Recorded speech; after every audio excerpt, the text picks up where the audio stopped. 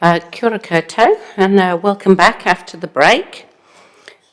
So we'll resume the debate on the draft gambling venue policies deliberations report. And I have still got 3 people in the queue. So, Councillor Barrett, you are up next. Thank you, Madam Chair, and for to relax over a cup of tea before we got back in here into it. For me, this comes down to just observing that there is already a natural trend in numbers of machines, and that we have a number of other councils around the country that have taken an approach around aligning that natural trend with the policy position, which is why they've taken a sinking lid approach. And I think that's a reasonably good argument for us to continue to proceed in that way. It's further cemented by hearing that we would be triggering another round of consultation out of a team that has a reasonable group of bylaws and policies to be consulting on. And I'd hate to see us get in the way of the good work that that team needs to do in a lot of other spaces, policy and bylaw-wise, by reconsulting on something that, as we've heard today, even those that are opposed to it are acknowledging that it might be a bit of a line call. So I think, the prudent thing for us to do as council is certainly be to proceed with recommendations that are in advance. And I'd ask those that have perhaps been frustrated by the process to acknowledge that, but consider a vote in support so that we can just move forward with this.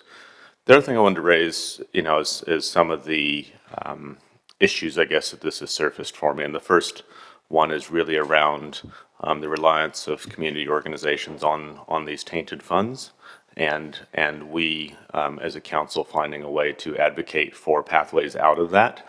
Clearly, we need to make sure that community groups are well supported, but continuing to push them back towards funds that are sourced from a very clear source of harm in the community just seems like a very inappropriate long-term solution. So really was pleased with some of the sports organizations that indicated actually while they were heavily reliant on these funds, they were also supportive of a sinking lid because they recognize the harm call. They are looking for a way out, and I think we should be partnering with them and trying to support that.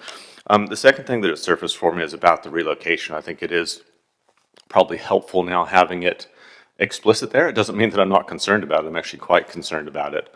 I think that it's a bit of a pipe dream that we're going to get relocation out of high deprivation to low deprivation. I think much more likely we'll see high to high relocation, and that does concern me, and I'd like to see that picked up in future as well. And finally, obviously, given my line of questioning, I do have concerns around us as a council seeking and accepting funds from these sources. I think there's certainly the potential for that to be interpreted as an interest, and certainly the potential for it to be interpreted and seen as a conflict of interest from the public. And so while I won't be pursuing that today, I will signal that I do have concerns around us as a council taking these funds on. I think given the very fractional and periodic contribution that they make to our overall revenue, it is a tiny, tiny amount. It's a risk and a perception that we can well live without. I will be voting in support. Thank you, Madam Chair. Thank you. Councillor Naylor. Thank you. I really appreciate the work of officers in this regard, and I found the analysis provided in the report really, really helpful. So just wanted to acknowledge that. It's clearly not a straightforward piece of work or consideration, and I think the submissions I found really useful, and from my perspective, it's not about just simply about the number of submissions that were for or against, but it was the weight or the lack of weight of some of those arguments that were proposed. Those experts who work with people who are affected through problem gambling and who understand the harm that's caused through problem gambling urged us to adopt a sinking lid policy. And those are the people who understand that the best. We can sit here and argue what evidence there is for this, that and the other thing, and there'll always be different ways of looking at that. But that that was quite weighty in terms of what I heard submitters say. The weight of the argument on the other side I felt was quite lacking in terms of the concerns that were raised that community groups might not be able to access funding. And the officer's information in the report was very helpful in terms of the clarification that there is no requirement for societies that operate nationally to disperse the funds that they collect from gaming machines back into the areas where that money was staked is fact. How the decisions are applied on a case-by-case basis for individual applications, there's a whole lot of complexity behind that, there's criteria, and none of us can really sit here and say, oh, people that they make decisions on where it goes just based on location, but we can understand the legislative requirements that officers have highlighted. So I'm really comfortable to support this recommendation. I think the other thing that I agree with many of the comments that others have made, but one of the comments that people have made the assumption that reducing down from 490 gaming machines to 295 whilst gambling has increased, what we don't understand is what the size of the gambling or the size of the problem gambling would look like if we still had 490 machines in our community. So I think there's a logic about reducing the number, and I think it's a very small thing that we can do in the overall scheme, but I'm really happy to support doing that today. Thank you. Councillor Bowen. Thank you, Madam Chair. We've been through these particular debates many times. I think it's been referenced already that this feels like a sledgehammer to crack a nut, and I probably don't see it that way. I think problem gambling is a wicked problem. It's complicated. There are many levers that play into how we might support people, support whānau in that situation, and support our community to manage well through dealing with that problem. So I'd say rather than a sledgehammer to crack a nut, it's probably more like trying to get a nutcracker around a football. You know, we haven't got the levers that will adequately enable us to bring about change, or the change that we're seeking for our community. I don't agree that a sinking lid is a blunt tool. I feel like a sinking lid is setting a clear direction to our community, that this is our intention to move towards fewer pokie machines. And to quote Councillor Zabelin's excellent comments, a sinking lid means no new pokies, and for me, that's the bottom line on this one. I don't agree that our previous way of doing it was targeted to the needs of our community. It was very procedural, tick box. There wasn't much targeting that went on in that. I feel like a sinking lid gives us a more effective way of communicating our intention with the community.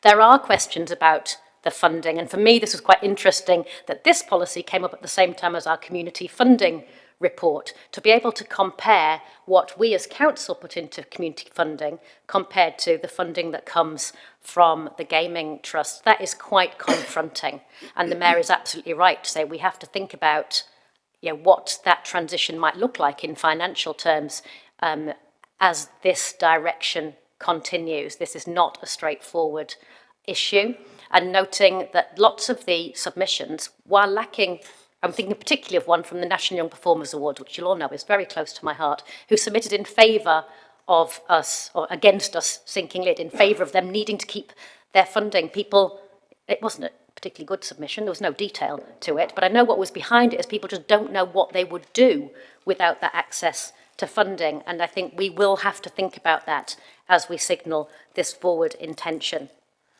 I was grateful for the questions from Councillor Wood about that not able part of the new policy, and I was interested in how not able might be defined in future. I think that did come through clearly in the submissions, that venues were concerned about being held to ransom effectively by landlords, especially in the current economic climate. So I'll be interested to continue to hear from officers how that judgment call, which was rightly referenced by the officer, how that works its way through, what kind of judgments our officers are being asked to make about what not able actually means, especially if that rent is being hiked. But those things being said, this is a marginal decision. I agree with your comments, Chair, on that. We've got a really small lever that we're pulling as hard as possible. I have my doubts as to whether it makes any difference at all, but I feel like this is the right direction that we're stepping in, and then I'll support the recommendations in front of us. Thank you. Thank you. Councillor Finlay. Thank you, Madam Chair. I find this a very interesting debate, actually, giggling a bit around of it too. For 40 years now, well, until I retired, I have worked with addicts of all types. I've run rehabs, I've worked and taught in rehabs in New Zealand and in Australia. I've written addiction programs, addiction program that is used internationally. I've worked with addicts of all types. I can remember 20 years ago going into a pokey place with 18 pokies machines and people were standing there waiting to get on to try and drag a client out. You go into one of these poker machines now, they're not all full. In fact, you'd be lucky if half of them are full. In fact, you go to some clubs, they'll be all empty. What's happened? What's changed in 20 years? One thing you notice when you go in there, you see very few young people playing pokies. Most of them are the old hands. The young ones, they still play pokies, but they go into a place where they don't get a choice of 9 or 18 machines. They go where they get a choice of hundreds and thousands of machines. They play it in home and bed, they even play it in the toilet. They play it on the bus into town, they play it at work. Let's limit this. That is where the biggest gambling problem is in New Zealand today. It's not the pokies, it's this thing here. You can get on the internet and you can play pokies 24/7. You can change your machine whenever you want. You can choose whatever international machine you want. There's more harm and damage done on this thing now, today, than is at any pokie machines. If you don't believe me, go and have a look how quiet some of those venues are. 20 years ago, they were packed, but they're not now because people are migrating to there where they get bigger prizes, more money, because none of the money goes to the community. If we vote for this, it's not going to make any difference. Let's be realistic. Pokies are dying. It's the bottom line. The pokies are dying. They're not being used. The trust haven't got the money to give away like they used to because less and less people are using them. A sinking lid, it's a joke. Get a sinking lid on this and you can change the country. You can change real lives. Because as soon as you close a pokie venue, they'll either go to another pokie venue or they'll pick up a cell phone. I'm not going to support this because to me it's just a joke. It's just rhetoric. And it's doing nothing, absolutely nothing, for problem gambling or problem gamblers. It's just saying, oh, we'll try and help. And they're all laughing at you. I've done it for years and I've seen the migration over the last 20 years from pokie machines to the net. The gamblers are doing it themselves. That's where your sinking lid is. The gamblers aren't using pokies as much as they used to. If you don't believe me, go and have a look for yourself. Thank you.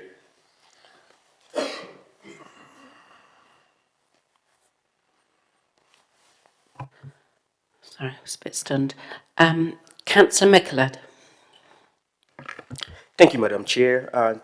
Just to add my voice to the debate as well, first of all, I just want to thank the officers for such a comprehensive report. I think this is one of the reports where the analysis has been very clear and straight to the point. And it's very hard to sort of deny the evidence outlined in this report because in as much as there are many figures being thrown out there. I'm happy to support this recommendation in its current form from a public health perspective. And I think this has to be one of those recommendations where I've sort of had to use some form. I mean, have had to sort of consider the public health aspect of this issue. While I recognize the positive benefits of these grants or the grants that community organizations receive from the proceeds of gambling, these benefits are outweighed by the social harms caused by problem gamblings. The updated policy, in my opinion, having read it, is pretty consistent with the legislation, the Gambling Act 2003, which seeks to minimize the harm of problem gambling. And I think for me personally, my only concern was around the relocation clause. I think without this provision, which was included after having heard the submissions, the policy would have been too strict or harsh on businesses. But having a relocation clause actually, provides businesses with sensible options for business owners who are otherwise at the mercy of landlords, for example, or who find themselves in situations that are beyond their control, such as, having to, when the lease expires, for example, and enables them to move out of earthquake-prone buildings, for example, as well. And so my concern was largely around the relocation clause, and I personally wouldn't have voted for it if the relocation clause was not in the policy or was not considered. So I'm pretty happy to support this. And I think also in saying this, there's been a lot of concerns around online gambling, that if we include a sink and lead policy, that we're moving the problem away from, we're moving the problem online. And I just want to touch on that. Anyone with a really good understanding of our regulatory systems will know that online gambling is beyond the scope of local government, and it's an issue for central government. It's within the jurisdiction of central government, and from what was reported in the report, and also having done my own research, DIA is developing an approach for regulating online gambling. And that's the purview or the jurisdiction of central government, not local government. And anyone with a really good understanding of a constitutional arrangement or regulatory framework will understand that. In as much as it will move here, it's not up to us to regulate that. It's beyond our scope. That's central government, and we should let them do that work. So yeah, I'm in favor of this, and from a public health perspective, just to restrict and regulate the harm that it does to many families. And we all know the social harms that gambling has on our most deprived communities, the violence and the lack of connections in families. And so I'm totally in favor of this. Thank you. Thank you. Councillor Fitzgerald. Thank you, Madam Chair. Just sharing with the my councillor colleagues, you may or may not be aware that recently I know of two venues that have changed hands, the Royal Hotel on Rangatiki Street and the Railway Hotel on Main Street. Both purchasers of those sites would not have purchased those sites if they did not already hold a venue for gambling consent. On the flip side of that, the vendors who sold those two sites were able to include the revenue generated by the venue for gambling consent. So in terms of the sinking lid policy, I totally support the officer's recommendations in this, because neither of those purchasers were able to establish new sites in town and add more gambling machines to our community. Thanks, Madam Chair. Thank you. Councillor Wood. Thank you, Madam Chair. I just wanted to briefly say in the debate that I'll be supporting this recommendation as it is, given the alternative is full community-wide public re-consultation. Let's give it a go for 3 years, see what the impact is, and if in 3 years' time we want to move back to a model where we make decisions based off the current level of numbers in the community, well, then we can make that decision in 3 years' time. But I don't believe an alternative of having to go through consultation again with a different proposal is a good use of council or officer time and money. I just wanted to speak briefly on the clause for relocation about my concern, as I expressed in my questions, about the grey area that does exist there. So having negotiated a number of these leases, there's a whole number of different clauses you might have for rental increases that happen during your period. You might have a clause that is a CPI increase that increases every year of your lease until you go up for renewal. You might have a clause that your rent is increased to market upon your lease renewal. What this doesn't take into account is a venue whose income might have dropped but might have had CPI increases built in as a part of their lease renewal process. How do we deal with a situation where a landlord might be being reasonable and not asking for a CPI increase, but in fact just asking for the lease at the same level it was 3 years ago, but the income of that operator has gone down and it's now something they can't afford to pay? Is that a situation where the operator can't renew their lease because they can't get a discounted rate on what they had 3 years ago? What about a situation where the landlord offered a number of rent-free periods, but once that finished, the tenant wouldn't be able to afford the lease? How do we deal with areas? The term can't renew, is that directly linked to the balance sheet of the business trying to renew the lease, or is that linked to what we deem as a fair market rental for the property? And that's a tough question of judgment that officers will have to grapple with, but I'm flagging it now. I do worry about that significant grey area given the changing environment that these businesses operate in. I'm glad there is a provision in there because we do not want operators being sort of held to ransom by landlords and told your rent's going to double because you have no choice of where to move. So I agree with the spirit of that clause being in there, but I do just have some concerns about how that grey area will be interpreted. And I guess I'm interested to see if it's used and if it's used, how it's applied over the next 3 years so that we can make an educated and informed decision on any clarifications that might be required next time this policy comes up for renewal, because I do worry it is probably still a bit too vague. Anyway, thank you, Madam Chair. Thank you. So, no more comments. I'll just have a brief right for reply. It is a difficult one, for sure. But I think ultimately we can only go on the evidence that's in front of us. And I try where I can on council to make an evidence-based decision, not one based on my own anecdotal experience and not one based on the kind of vibe of the thing, but one actually based on the evidence that we've got in front of us in the report. And the evidence that we have in front of us is that the amount of money that's being spent in the pokie machines in Palmerston North is ever increasing. So I can't quite be persuaded by Councillor Finlay's argument that pokies are dying and nobody's going on them and everyone's going online, because the extra money that's been generated year on year in Palmerston North from pokies is coming from somewhere. And in terms of the funding, I don't think that us developing a sinking lid policy is going to reduce the amount of money that goes into pokie machines in Palmerston North, to be quite honest. The evidence is that over the years the numbers declined by 200, but the amount of money that goes into them has increased. So I don't see the argument that clubs and whatever are not going to be able to access funding if we introduce a sinking lid. And it is somewhat debatable whether a sinking lid will make much difference. But, I think as Councillor Wood said, we can only give it a try, and actually let's have a look and see what effect it has. I don't think this is a sort of... it's not going to make a huge difference either way.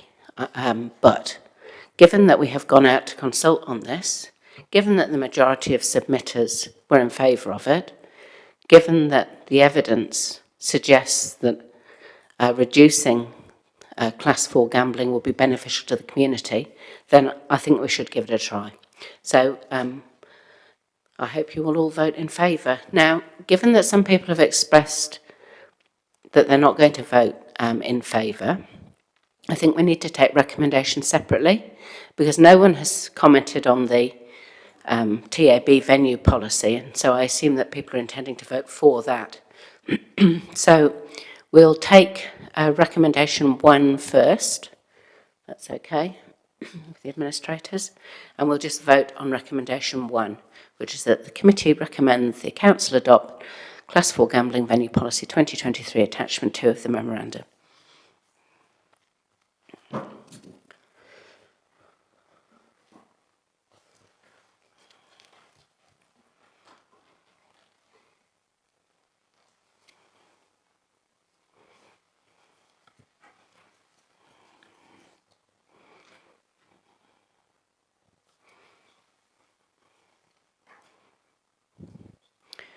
So that is carried, 10 votes for, 2 against and 1 abstention.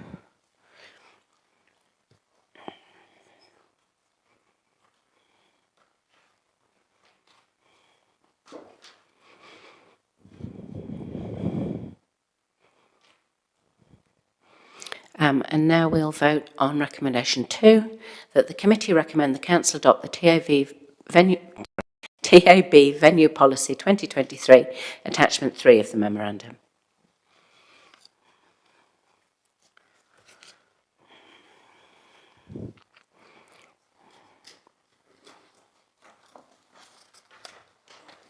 And that is carried unanimously. Thank you. Okay, so that brings us on to the last item today, which is the committee work schedule, item 10. And I'll just check with the Chief Customer Officer if there's any comment. No. Okay, so I'll open it up for any questions on the work schedule.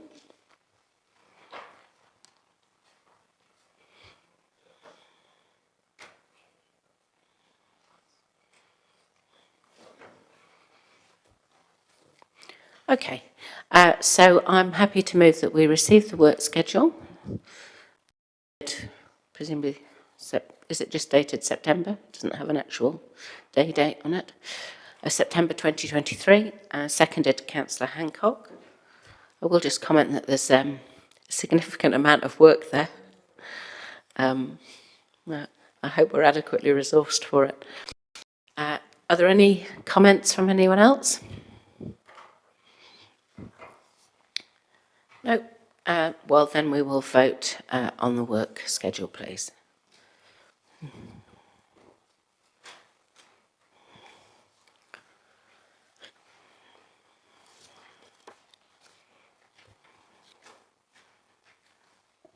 And that is carried unanimously. Thank you. So that brings us to the end of the meeting, and I'll just call on Councillor Fitzgerald, if I may, to do the closing karakia. Thank you. Tēnā tātou I te whare. Kia puta ki te whaiao, ki te ao marama. Whakamaua kia tīna, tīna haumi e hui e, tāki e. Thank you, Madam Chair. Thank you. Over to the Mayor.